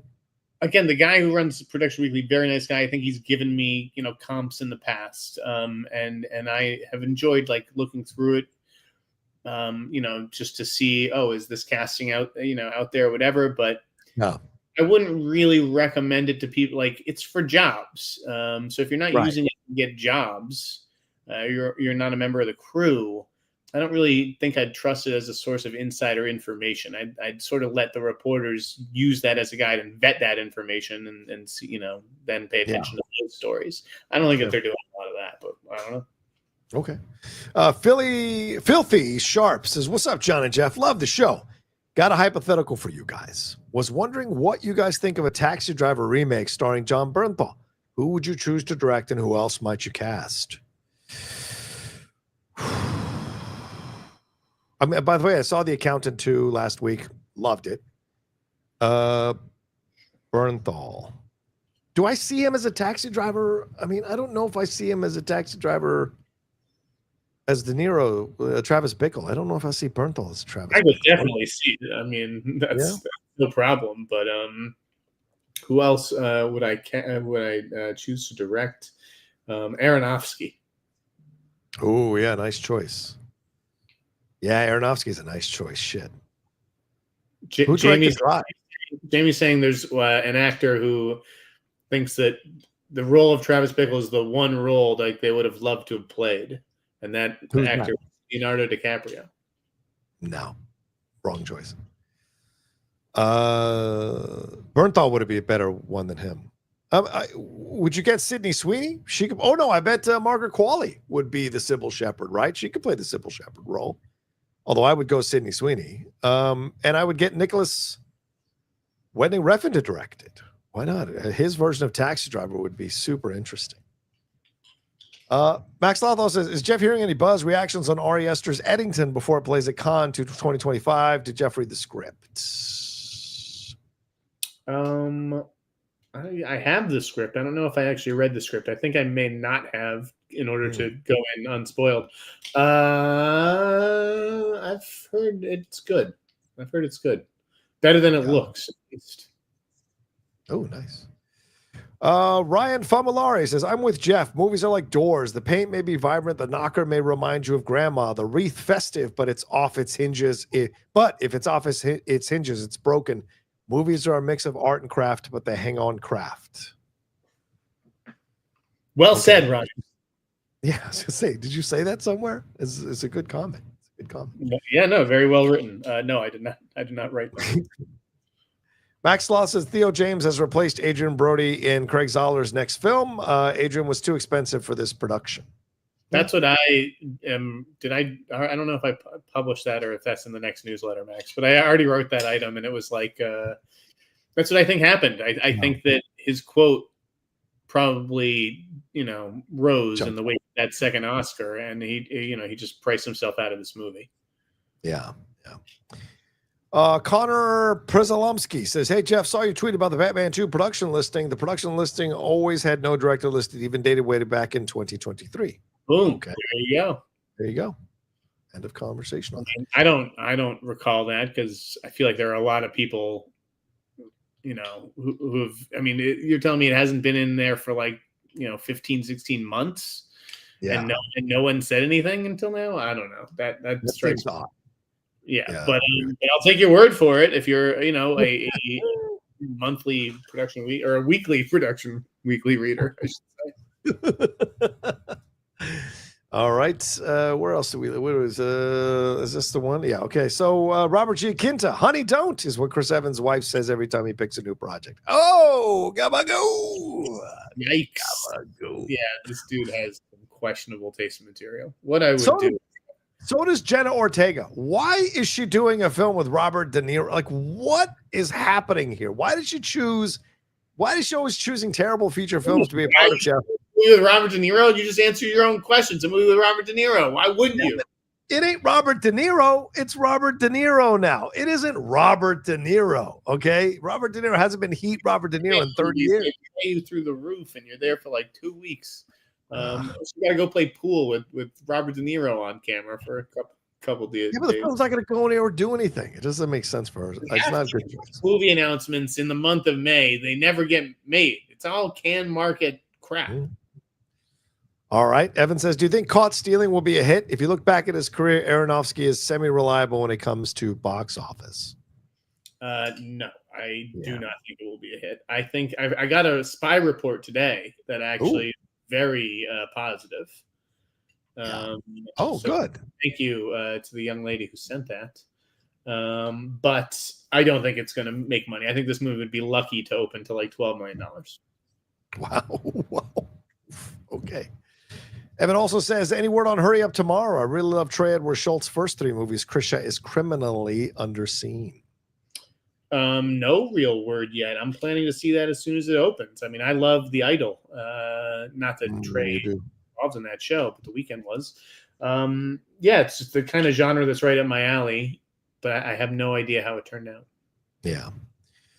Gallia Production says, now that's an intro. Thank you, Gallia. Appreciate it. Johnny did a good job with that. Johnny, and who was the guy who worked with you on it? His name is Seth. I don't want to give his information away just yet. I want to make sure we're done with everything because we're rebooting everything on the channel. Seth is in charge of the graphics on all the videos, and he's doing an excellent job. Get any ideas and hire him away from Rocha. Exactly. Don't do it, people. Matt Sinister McCall says, Beth Sneider voted Jeff for Pope in the conclave today. Thank you. Okay. When I saw the white smoke, I was like, I'm waiting for the call. I'm like, is it me? No. Bummer. Next time. You got a special red line from the Vatican. Bill Snyder. What would be my Pope name? I don't know. What would be? I don't know. I love the fact that the internet is undefeated, man. The memes that have come out since the Pope was announced as an American from Chicago, it's been amazing. The Dicka memes alone are just precious, utterly precious, man. Big Bronx Busta says, what is Sydney Sweeney doing next? Kim Novak biopic, Gundam, Barbarella, Reddit story, Outrun. She has so much lined up, which will actually happen. Well, that's why I watched that trailer, because I was like, let me see something she's actually in. So, yeah, what do you think here, Joe? A good question. I have no idea what's next. I have no idea. Gundam feels like it's real, and I bet the Kim Novak movie happens. Barbarella doesn't feel particularly real. Yeah. Outrun, maybe, but it's like, Michael Bay. Down the line, definitely not next. That's like development. Okay. The Reddit movie, potentially. Okay. I don't think it'll be before Kim Novak or Gundam. Okay. I actually have a question. Jeff, what's wrong with your Boston Celtics? Why can't they win at home, and why do they keep giving up 20-point leads to the New York Knicks? Jeff, your answer, please. I hope you got paid $100 to answer this. Who the fuck did you just slip that in? I did. I slipped it in. How dare you? We don't talk about it. No, it's bad. It is not good. I mean, we are the best team. That's why we've been up 20 points in both games. Are you sure? I mean, isn't the better team the person who wins the games? I don't know. I was just throwing it out. Win the series, baby. Celtics in 8. What? Anyways, we are the better team. We're just playing down to their level. We're not hitting any shots. We're making stupid decisions in crunch time. Tatum and Brown are trying to do too much. They need to trust their teammates more. I mean, we've held Brunson to a low shooting percentage. I think we've done a nice job on him. Yeah. But yeah, both nights, things didn't go our way. It's been shocking. I think we need to keep the game out of reach a little bit more so it's not decided on the last play where the Knicks just feel younger and hungrier, and grittier. Yeah. Especially the year they dropped Celtic City to not even get out of the second round of the playoffs. That would be a shame. I can't read that, so I'll say thoughts on Sydney being the lead in Scream 8. I don't know. I haven't heard that. Have you heard? Exactly. Sydney Sweeney or Sydney Nev Campbell? Probably Sydney Nev Campbell. What do you mean the lead in? I have no idea. They're already planning Scream 8? Yeah, I don't know. I'm Two Fly Cam says, Jeff, where's the release date for Alien Earth on Hulu? And any chance we see Depp return for POC? Saving this live show for my 3-hour drive to Toronto. Thanks. You don't really cover TV though, Jeff. Not that much. So I don't know that you would know. So much TV. Are you fucking kidding me? I do. I watch so much television. It's you insane. watch it? It's different. I cover and watch so much TV. And this is a great question. Okay. Because people like him notice that there's still no release date for Alien Earth. It's coming this summer. I don't know when. I mean, I don't know. It'll probably be it's got to be July or August. I mean, if it was we have to know by now. Yeah, I was thinking August. Do I see Depp coming back for Pirates? No. Yeah, no way. Don Ronald McWhiskey, $5 bucks because Jeff is the best of us. He picks up the phone, the red phone. There you go. Nice. Mike Joyce says, with the Chicago Pope, do you think we could see a reboot of the Blues Brothers? This time they really will be on a mission from Gad. I mean, it could be. That's funny. I'm trying to think, like, for a second I took that question seriously, and I'm like, who? We have a Pope from Chicago. Someone give me a Blues Brothers movie. Stat. But the Mission from God thing brought it home nice. That'd be awesome. You get him to do a cameo. That'd be great. Dennis Office is watching on delay, but support for you fellas. Jeff, is Austin Abrams on the bubble of stardom, lining up some great projects? I mean, he's on the bubble. I don't know. Yeah. I don't know if he's like got it. He looks a lot like Timothée Chalamet. Yeah, he's got that going for him, which can't hurt. I think it'll depend on how certain things go. Weapons, Resident Evil, like these are big things. Is he a guy who's just of the moment or a guy who's going to be with us for the next 10, 12 years? We'll see. Good point. Jim Burton says Jeff looks ready to fight Uwe Boll again. Much love, guys. Yeah. The question came up this week: 100 Jeff Sniders versus 1 Uwe Boll, or 100 Uwe Bolls versus 1 Jeff Snyder. Who would win in that situation? You may need more than 100 Jeff Sniders to beat Uwe Boll. 34 Virgo says, "You know nothing, Jon Snow." All right, thank you. Did you guys see that? Hold on. Uh-oh. What do you got? What do you got? Uh-oh. Uh-oh, he's got to take off. Okay, there we go. Well, we keep going through these because I got to get these through here. 34 Virgo says, did you guys see that Batboy toy inside the Superman movie toy leak? I can't see the Bat family thing being good outside of his son. Well, I mean, Brave and the Bold plays around with the Bat family, so I would not be surprised at that. They're kind of low-key introducing it, but, you know, take those toy leaks with a grain of salt. You don't know how much of that is just marketing and how much of it is actually in the movie. So Alex says, to be fair, every other update of the Batman 2 on Pro Weekly has had no director on it. It looks like the same thing, just different shooting dates. We covered that already. Plethoric One says, heard anything about the Zelda movie? Plot-wise or cast? I haven't, but we'll ask Jeff when he comes back. Bitch Boy says, my next Batman, Josh O'Connor or Harris Dickinson? Well, Dickinson seems to possibly be in the X-Men conversation, but with the Beatles movies, I can't imagine him committing to anything just yet until the Beatles movies are done, possibly.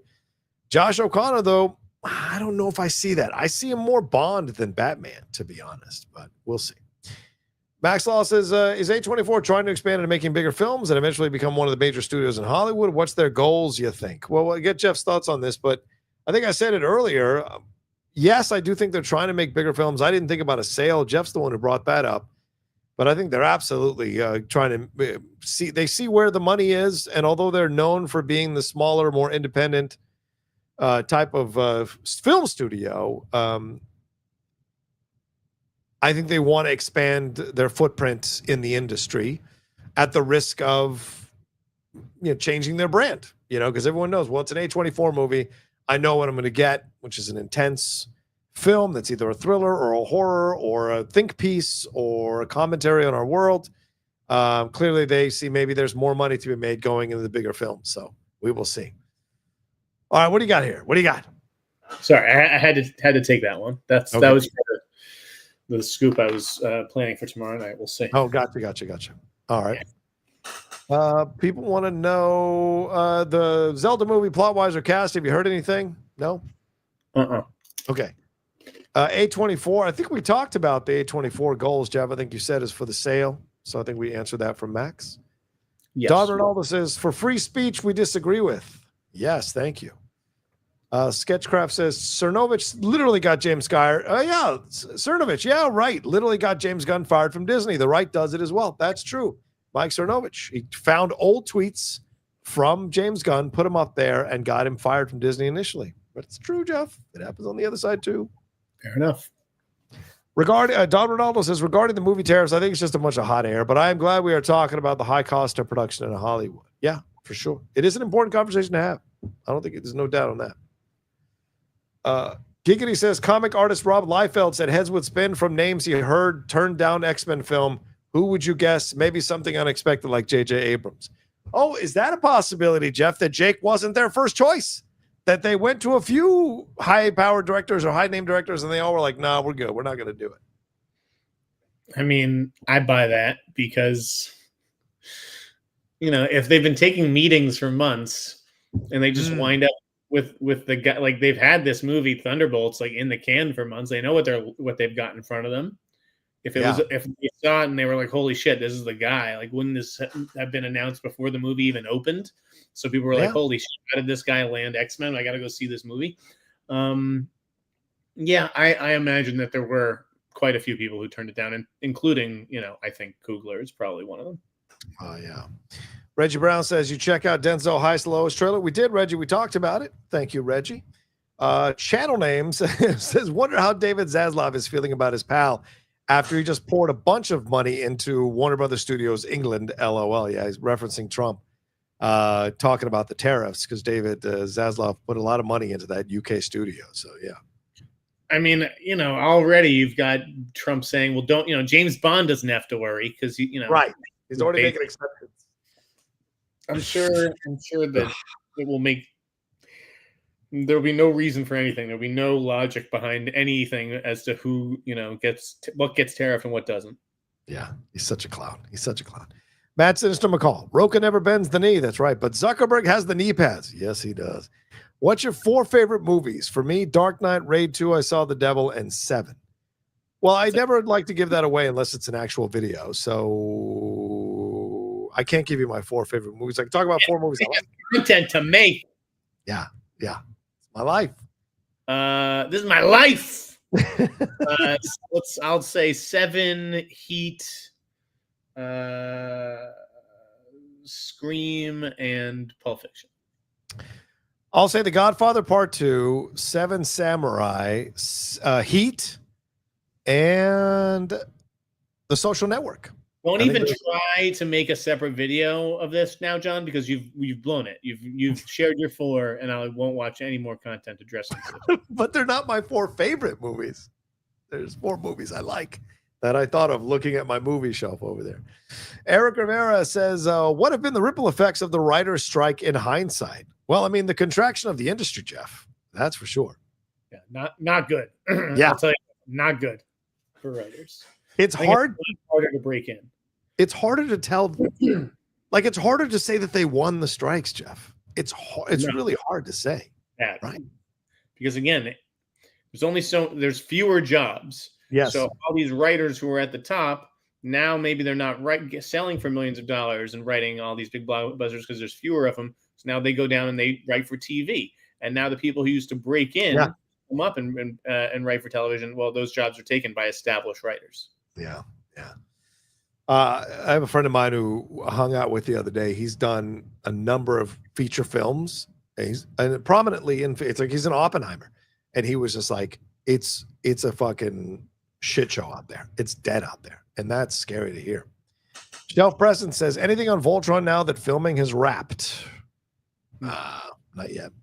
That would be the last. Matt Simmons McCall says 5 minutes of Hot Mic is better than all of Shogun. How dare you? I mean, oh, by the way, Jeff, we're going to have to submit our podcast, our show, to the Golden Globes podcast category. I don't want to hear you being elitist about it. We're going to submit ourselves to try to win. Come on. We're not eligible. So, I mean, I think that it's only the top 25 podcasts that are going to be eligible for this award. Otherwise, they'd be drowning in submissions. So listen, this is an award that, is just designed to go to Joe Rogan or Shane Gillis or somebody like that. Yeah, I guess. Yeah. Rodney Laborde says, Jeff, can you give Shelby Oaks an unbiased review considering Stuckman beat your ass in the Schmoedown? Of course. No beef with Chris Stuckman. He won fair and square. I came unprepared that day. It wasn't on my A game, and you got to be on your A game to beat Chris Stuckman. No, he earned that victory. Not going to take anything away from him. And when Shelby Oaks come out, I will give it an absolutely fair review. But you also have to believe me if I say it sucks and that, I'm not just doing it because of the Schmoedown. That's a fair point. Romy says, first time donating. Thank you, Romy. Keep up the great work. As far as Barbarella, Sweeney mentioned she just had a meeting about the script and that it's happening. Well, I mean, come on. You say whatever you want. All these actors think everything is happening until they're told, listen, the studio doesn't want to pay for this movie, and then it's not happening. This is the movie business. You have to radiate that you're wanted. You have to radiate that you have projects that are constantly in motion so that fans think you're at the top of your game. But the truth is, a lot of actors are always stressing out about what the hell the next job is because they don't know. All right, let's hit these. What's that? Sydney will be fine. She doesn't need Barbara. Oh, that's true. I agree. Mike Green 74 says, hello, Jeff and John. The usual suspects, Pulp Fiction, Terminator 2, Rushmore, Jackie Brown. These movies are masterpieces. Oh, don't get Jeff started. Do the both of you agree? I still do not agree with the Sinners for Best Picture talk, but maybe you can explain it to me. Overhyped? Yes. Thoughts? It's not overhyped. You just don't get it. It's not for you. That's all that is. What Jeff, were the movies he said? What were the movies? Usual Suspects, Pulp Fiction, Terminator 2, Rushmore, Jackie Brown. Are they all masterpieces? I mean, I don't know if I call Rushmore a masterpiece, but the rest are. Yes, the rest are. I would not call Rushmore a masterpiece. I also wouldn't call Terminator 2 a masterpiece for the furlong situation. This is honestly one of your worst takes. You should be ashamed of this take. Terminator 2 is absolutely a masterpiece. Look, I like the movie, but Furlong ruins it for me. He really does. That's why I was Terminator Dark Fate. Can I tell you, I had the biggest smile on my face in the first 10 minutes of the movie because I was like, oh my God, thank you. Thank you. We don't have to deal with that nonsense anymore. I was so happy. So happy. I don't know about Usual. I mean, we go back and watch Usual Suspects. It's a little dated. Oh no. I have two fly cam says, hello, Hot Mike. Any truth to these rumors about Shrek 5 plot being about bringing them to our world? Big yikes. Also, how many games will Boston lose in? Maybe a sweep. Oof. Woof. Yeah. Woof. Dude, we're still talking about the Knicks, all right? Like, let's not get carried away. The Shrek 5 thing actually does pass the smell test. I mean, you got to do something a little different, I think, than just you got to bring it into like today, rather than just making another Shrek movie that looks just like the others. So, wouldn't shock me if that was the real plot line. Yeah, going live action with it is an interesting choice, and certainly we've seen that. So why not? Why not play it that way? Let's see. Jerry says, "Hi guys. In your opinion, what could be the movie that comes out in November of 2026 regarding the MCU?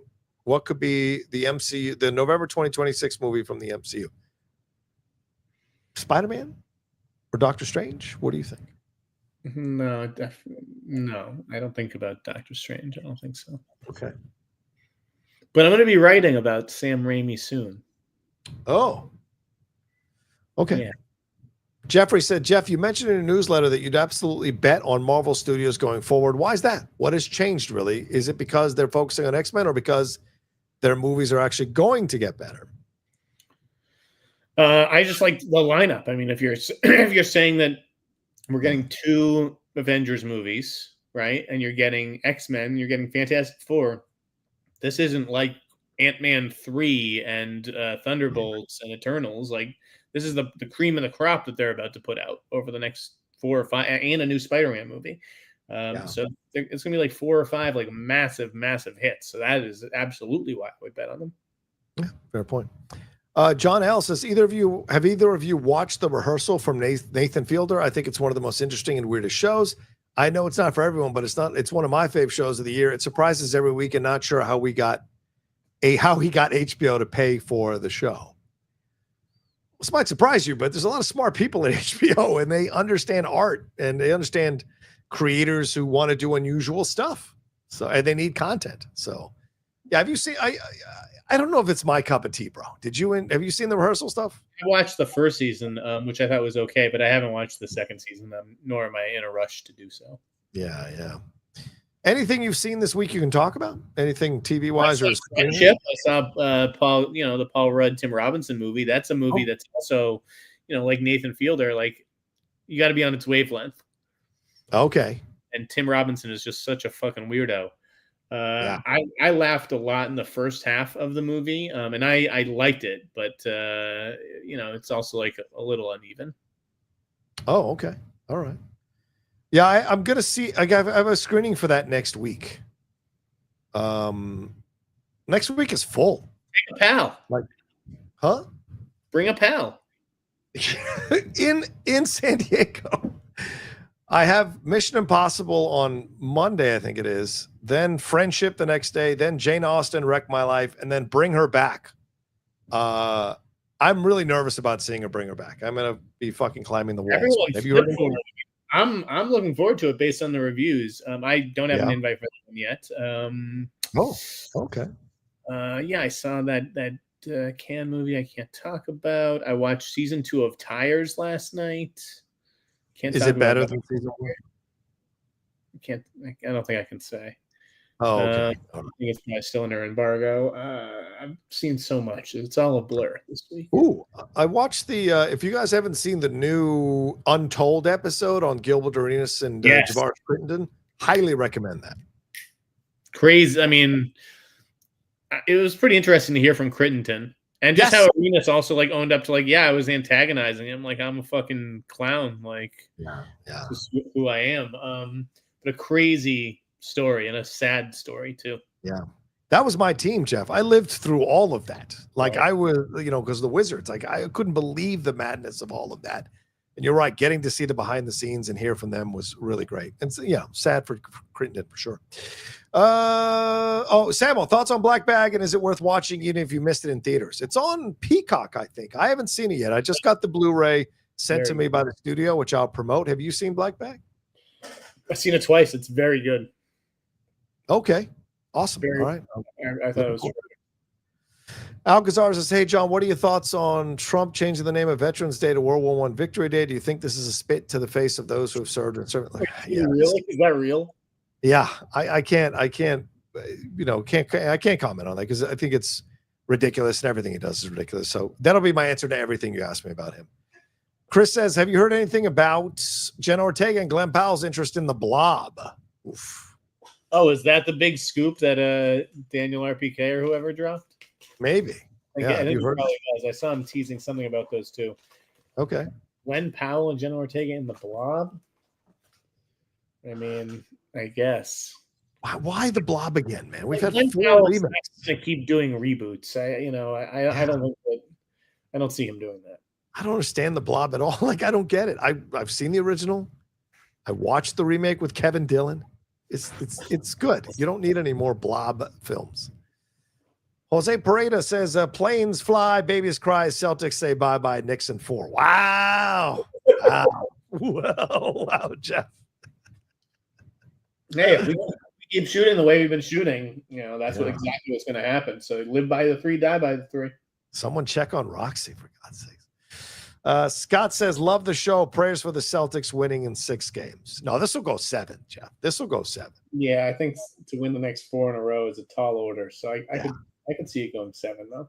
Yeah. Wayne Edwards says, good evening, fellas. What's up, Wayne? I'm joining late after work. I'm with Jeff. Hurry up. Tomorrow looks good. And I also loved the Idol sending support. Thank you. Yeah, Wayne, a fellow pervert. Thank you. Man Sinister McCall says, your biggest hot take? Me, Forrest Gump stinks. That's not a lot of people feel that way. It's not but that is a crazy take. I like that movie, but yeah. Forrest Gump is so good. Come on. Yeah. Daniel San says, heard any rumors of John Carpenter directing a Dead Space film, or is any Dead Space news related? Directing shit, guys. What the fuck? John Carpenter is retired. Come on. Racial Draft Podcast. Have you heard anything about the state of Sony's deal with Marvel Studios and whether they're willing to expand it to more projects? I have not. What do you mean, Jeff? I don't know. I mean, I wouldn't be shocked if Sony did do something like that, because I think Sony's probably tired of making Venom and Madam Web and Kraven the Hunter and like just going to so much trouble only to get like shit on by the internet, basically. It wouldn't shock me if they just opened up the stable, because they're always like, we control like 800 zillion fucking characters over here connected to Spider-Man.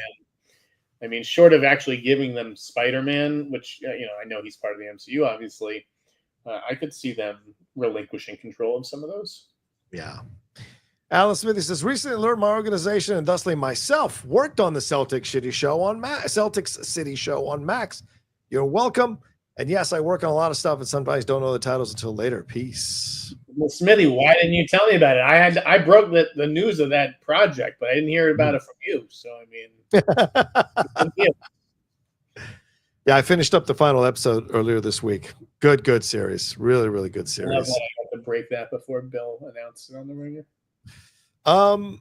And one last thing. I know we got to go, but like, what are your thoughts real quick on the Warner Brothers situation, man? The CNBC's David Faber report on Thursday that Warner Brothers Discovery is moving towards a quote split. And this broke right after the company's first quarterly earnings results. Faber added that, quote, it's become relatively clear to me from the conversations I've had that we could get some sort of announcement in the not too distant future that they are planning to try to split the company. He said that we will almost definitely see Warner Brothers Studios paired with Max, leaving WBD's cable networks as the odd assets out. So what do you think of this? What does this mean? It doesn't mean much to me. It's a bunch of boring business shit. Okay. HBO Max, it's still gonna be around. Warner Brothers Pictures is still gonna be around. It's gonna, they're just gonna break the company into pieces and call it a different name and have a different, so it doesn't like drag down the stock price. Yeah. Oh, bullshit. So It's gonna affect television, but we know Jeff doesn't like television. So go ahead. Yes. I watch more television. Yeah. If you watch more television than me, you have a problem. I don't. Or Roxy. Both of you watch way more than I do. Well, Jay Blink says, with that tank on, are you going to the gym after this, Jeff, or did you already go, or are you lifting that mic as your workout? Hey-oh. I keep straight from the pool, baby. Okay? I got 1 hour of pool time before I had to trudge back in here and sit in the dark fucking apartment with no windows. All right, that's it, Jeff. Anything more you want to talk about? That's all the questions. Anything you want to get off your chest before we wrap up, or are you good? Oh boy, I'm good, baby. Just subscribe to the Sneider. I have to decide now.